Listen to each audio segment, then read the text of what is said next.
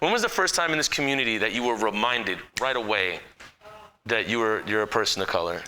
I have a story. Go ahead, yeah. And we were talking about this today because I lead Tai Chi by the river Saturday mornings, and I was just walking down there because my clinic used to be on South 2nd Street, which is just like a couple of blocks, to walk down to a little park, and I just walked down there.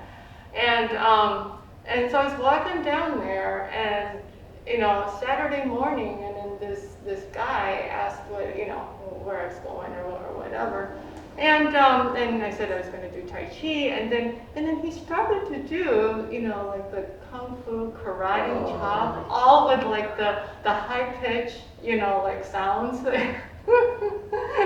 I couldn't believe it. I mean, I was just speechless. I mean, I just stood there, and there was this middle-aged white man, doing this. It's a grown man. A grown man. I mean, not that it should be excused if he's like a young white man, but it's just like. And what was really interesting is when I shared it with my friends, and these are my friends, they thought it was funny.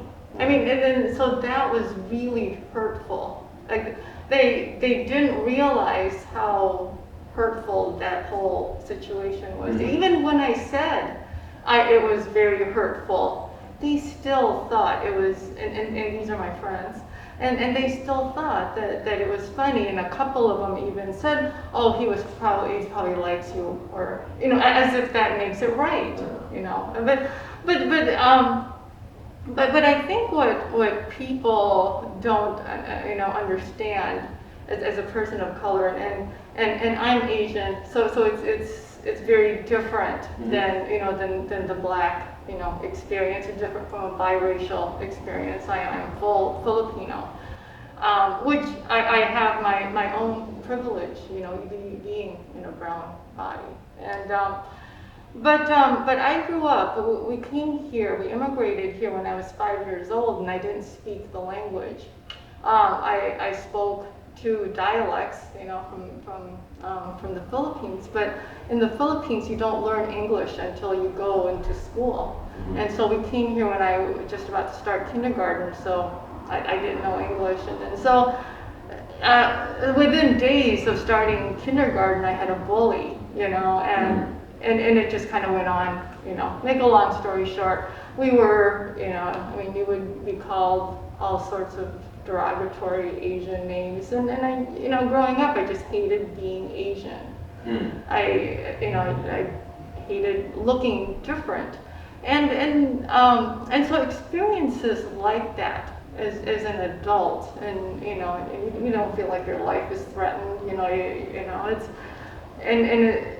it may not seem like a big deal, but when you grew up, though, with all that stuff, all that baggage, that comes to the surface, like, within seconds when somebody is treating you like that. I mean, it sources childhood trauma. Yeah. I mean, it was, on a daily basis, you would get called Chinese, Japanese, you would, as a derogatory, and then I think that white people can never understand how those things, affect us differently. And that was when I first, I started to realize that they just don't get it. I mean, and they'll never feel that, because they've never had to endure, a childhood that I've had to.